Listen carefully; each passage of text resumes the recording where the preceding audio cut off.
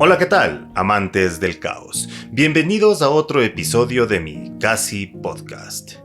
La justicia es ese derecho al que supuestamente todos deberíamos acceder, pero resulta en nuestros días cada vez más lejana y desconocida.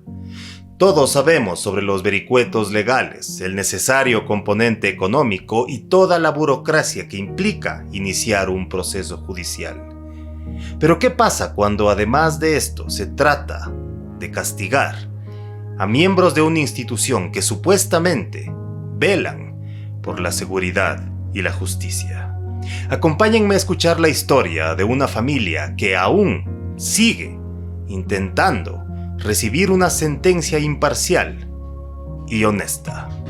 Recuerden que pueden apoyar a este canal con su suscripción, con un super gracias, volviéndose miembro o uniéndote a mi Patreon para desbloquear contenido exclusivo solo para ti. Recuerden seguirme en otras redes sociales y, como siempre, bienvenidos y disfruten el viaje.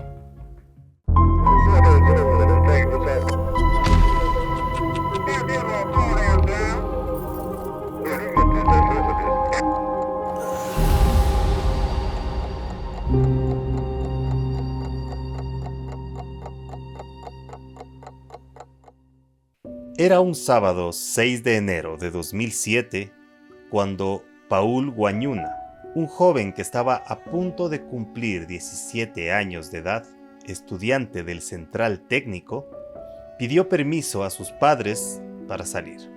Asistiría a un evento deportivo en el Colegio 24 de Mayo y por la tarde iría a un festival de música hip hop en el sector de San Carlos. «Ya vuelvo, mami», le dijo a María Piedad, su madre. Le dio un beso y salió de su casa, sin saber que nunca más volvería. Pasado el mediodía, luego del evento en el colegio, con sus amigos salieron rumbo al concierto. Al llegar les dijeron que lastimosamente el evento se había suspendido. Caminaron entonces hasta el sector de El Inca, compraron cervezas en una tienda y las bebieron. Era casi las 4 de la tarde. Más tarde, por la noche, Paul decide volver a casa junto a sus amigos Cristian y Pedro.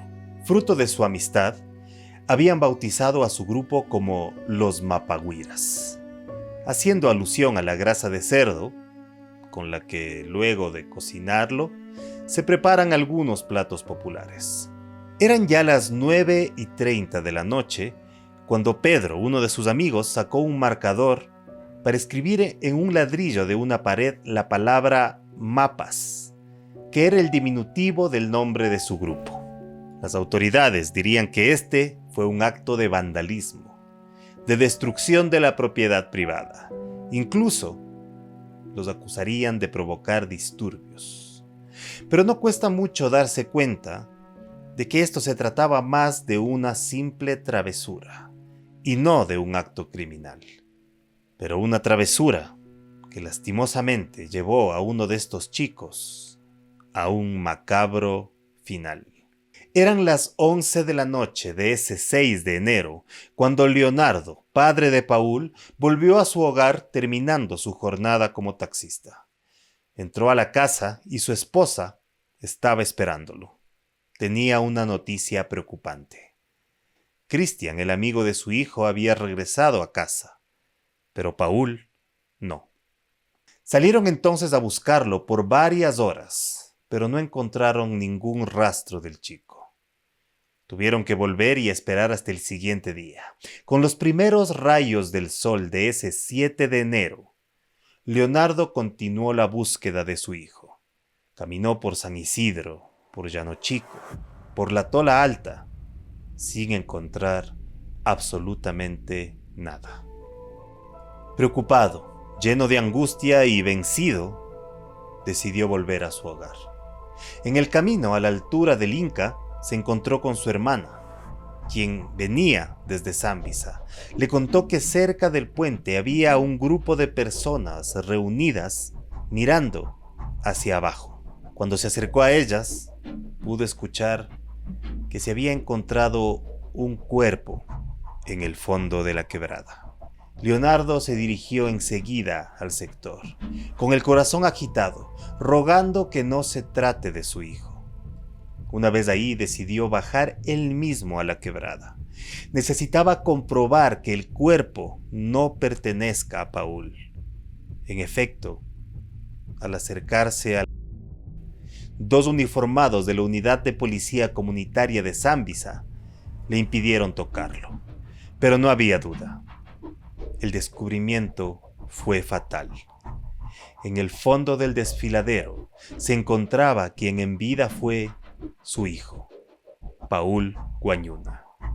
El chico presentaba una posición atípica para una caída de casi 40 metros.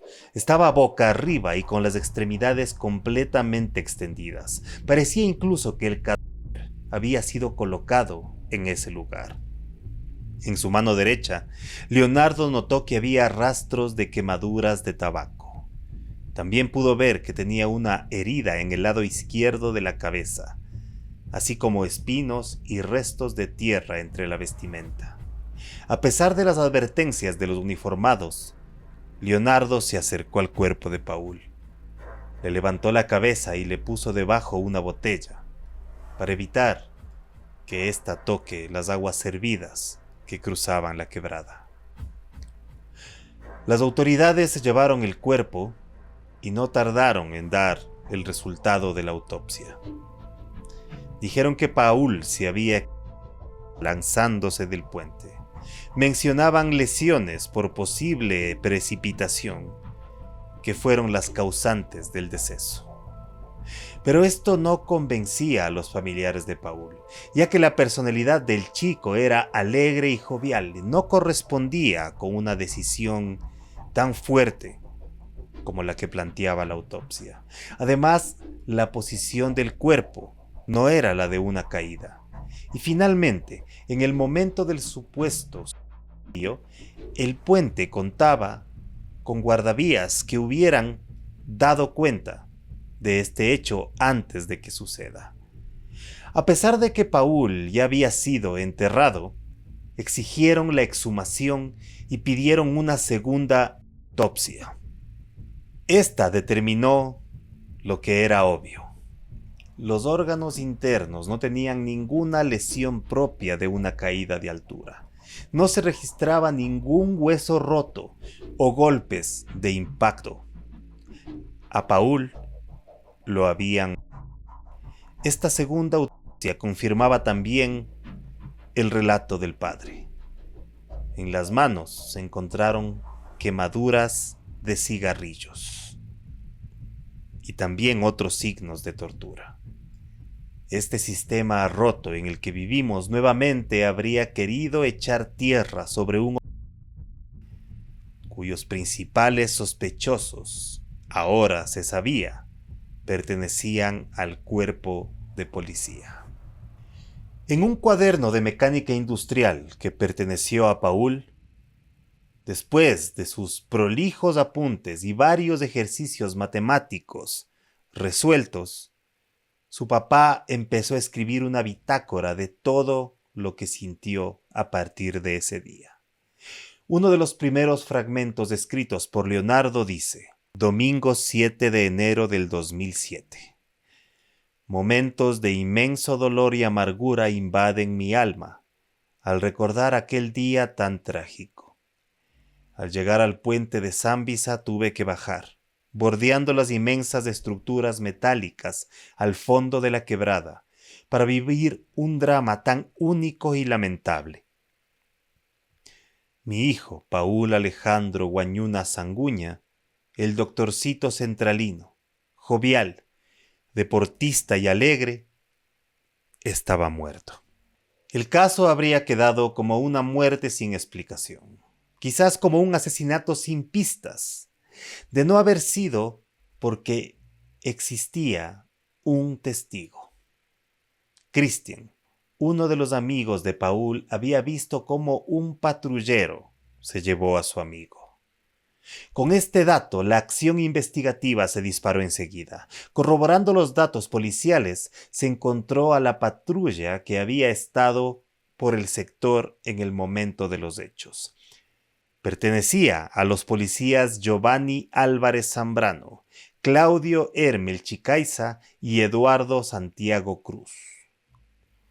Los agentes fueron enseguida llamados a dar su declaración. El subteniente Giovanni Álvarez, en una primera versión, declaró que él ni siquiera había estado en el lugar de los hechos. Sin embargo, en una declaración posterior, cambia su versión, diciendo que estuvo merendando desde las 8:45 aproximadamente hasta casi las 11 de la noche, hora en la cual fue a ver a una amiga. Esta amiga sería otra policía, Vanessa Gallardo. El abogado defensor de los agentes de policía explicó que el subteniente dio otra versión en un inicio porque era casado y trataba de mantener en secreto la visita a esta amiga. También dijo que él no quería que se sepa que habría utilizado el tiempo de su guardia para asuntos de índole personal. Los policías Claudio Chicaiza y Eduardo Cruz, que se encontraban con el subteniente, negaron en un inicio haber detenido a un joven y a sus amigos. Pero ellos también, pronto, cambiaron su versión, declarando que efectivamente se habían encontrado con los chicos. En la declaración, uno de ellos contaba que subieron a los chicos a la patrulla y el cabo habría ordenado que los acerquen a sus casas. Cerca del redondel de Nayón, la patrulla se habría detenido y según el policía, el cabo incluso se habría bajado a abrir amablemente la puerta para que los chicos se bajen del vehículo. Pero Cristian, el último amigo que vio a Paul con vida, contó cómo sucedieron realmente las cosas. Cuando iban bajando hacia Zambisa, Pedro sacó un marcador y escribió en el ladrillo de una pared los mapas, haciendo alusión al grupo Los Mapagüiras. Justo en ese momento llegó un patrullero. Paul y Pedro salieron corriendo. Cristian, el menor, con solo 14 años de edad, se quedó petrificado por el miedo. Los uniformados salieron y le pusieron enseguida contra la pared.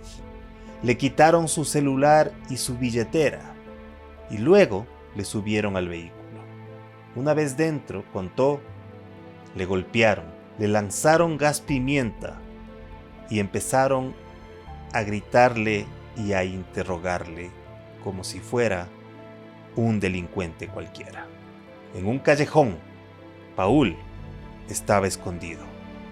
Algún vecino del lugar lo vio y asustándose al ver a este joven, le dijo que se fuera. Paul efectivamente salió de su escondite y fue encontrado por los policías. Fue detenido y subido al patrullero. El carro bajaba a toda velocidad. Nos preguntaban dónde vivíamos y cómo nos llamábamos, cuenta Cristian. En un momento dado incluso les interpelaron: ¿quién es el jefe de la banda? Como si los menores de 14 y 16 años fueran miembros de una especie de escuadrón criminal. Sin previo aviso, uno de los policías abrió la puerta y con el auto aún en movimiento empujó a Cristian, quien cayó en el asfalto. Entre las lágrimas y el dolor que sentía por los golpes y el gas lacrimógeno que recibió en sus ojos, pudo ver cómo se alejaba el patrullero rumbo al sector del Inca. Paul iba dentro del vehículo. Cristian volvió a su casa, fue a contarles a sus amigos lo ocurrido, pero no les contó a los familiares de Paul ese día. Este detalle quiso ser aprovechado por la defensa de los policías, diciendo que no tenía sentido, que lo coherente hubiera sido que se acerque a avisar a los familiares y que luego vayan a la policía. como si luego de escapar de una patrulla donde fue agredido salvajemente, le hubieran quedado ganas de volver a toparse con estas supuestas autoridades. De más está decir que la billetera y el celular que los policías le quitaron nunca fueron devueltos. La familia de Paul, y sobre todo su padre, no estaba dispuesto a dejar que el crimen quede en la impunidad. A pesar de ser una familia de escasos recursos, decidieron enseguida emprender acciones legales. No solo su hijo había sido asesinado, sino que los principales sospechosos eran miembros de una institución que supuestamente vela por nuestra seguridad. Para el 9 de febrero de 2007, el caso era ya mediático. Se organizaron marchas exigiendo justicia. Familiares, amigos y otras víctimas de abuso policial se sumaron a la iniciativa. Acorralada por la opinión pública, la institución policial, que en un primer momento trató de desligar a los sospechosos del crimen, y además presentó una autopsia con resultados falseados, por fin tuvo que tomar medidas. Los 3 implicados fueron llevados a prisión preventiva, y aquí es donde empezó la batalla legal. En esa época había una corte policial que se encargaba de estos casos. Sin embargo, la familia de Paul había acudido al juzgado penal ordinario. La controversia de que haya 2 procesos paralelos para el mismo caso fue aprovechada por la defensa de los policías para que el trámite se estanque durante 3 meses. Finalmente, en octubre de 2007, se resolvió que sea el juez primero de lo penal de Pichincha quien revise el caso y no la corte policial. Los magistrados que tomaron esta decisión se basaron en que no encontraban los suficientes argumentos para que los policías implicados presenten su apelación a un fuero policial. Además de que los hechos suscitados no solo tenían que ver con la muerte del menor, sino también con su detención ilegal y posterior tortura. El informe de la corte indica que de haber seguido el caso del asesinato de Paul en manos del juzgado de la Policía Nacional, era obvio que se corría el riesgo de que los policías queden en libertad. Esto era lo que quería la defensa, porque ellos podían haber aprovechado esta dilatación en el proceso y argumentado que en febrero del 2008 caducaba la prisión preventiva. De haber sido este el caso, los 3 policías habrían quedado en libertad. Superado este vericueto legal a favor de la familia de Paul, el caso continuó. Para noviembre de 2007 se llevaba a cabo la audiencia preliminar. Cuando los acusados entraban al edificio, algunos testimonios dicen que fueron agredidos por las personas que se habían dado cita afuera con carteles y camisetas con la imagen del chico, gritando y exigiendo justicia. En el juzgado no se dejaba entrar a los medios y tampoco dejaron entrar a los familiares. Solo los abogados entraron a la audiencia, que se terminó aplazando. Pero el espíritu de Leonardo y la familia Guañuna no decayó.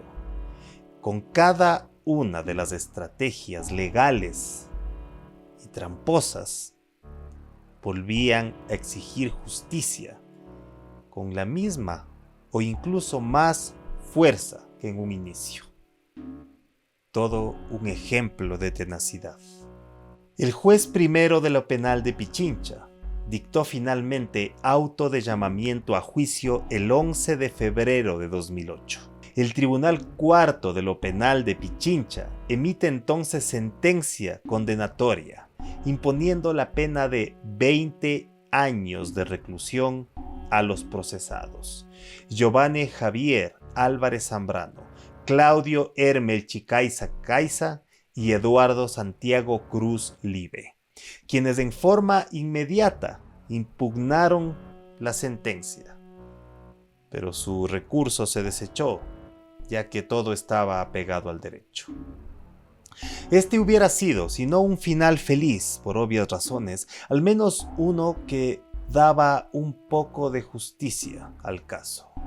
Pero como sabemos, en este país, la justicia no es un derecho, sino más bien un lujo que solo los ricos y poderosos pueden darse.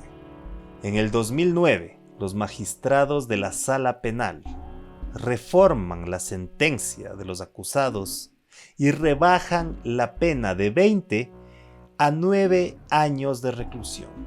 Establecieron que ellos eran responsables de la muerte por omisión, aplicando el artículo 12 del Código Penal. Según ellos, ya que la víctima estaba bajo su custodia y no la protegieron, fue la omisión en el cumplimiento de sus funciones lo que produjo la muerte de Paul.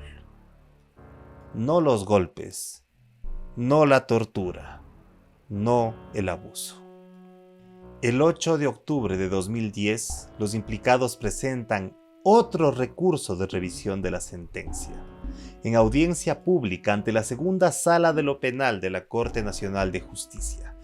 La misma rechazó enseguida el recurso, ya que no se presentaba ninguna prueba nueva que desvirtúe la responsabilidad de los condenados.